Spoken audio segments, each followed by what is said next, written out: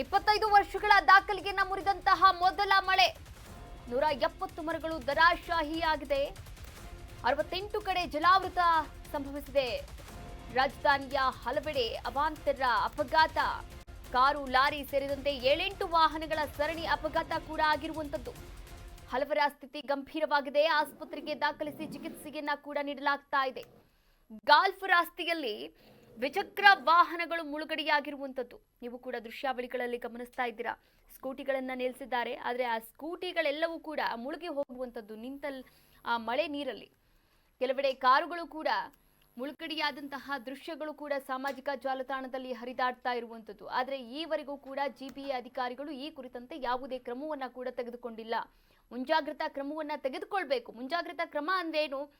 ಏನಾದ್ರೂ ಘಟನೆ ಆಗೋದಕ್ಕಿಂತ ಮುಂಚೆ ಒಂದಷ್ಟು ಕ್ರಮಗಳನ್ನ ತೆಗೆದುಕೊಳ್ಬೇಕು, ಅದಾಗಬಾರ್ದು ಎನ್ನುವಂತಹ ನಿಟ್ಟಿನಲ್ಲಿ. ಆದರೆ ಜಿಪಿಎ ಯಾವುದೇ ಮುಂಜಾಗ್ರತಾ ಕ್ರಮಗಳನ್ನ ಕೂಡ ತೆಗೆದುಕೊಂಡಿಲ್ಲ.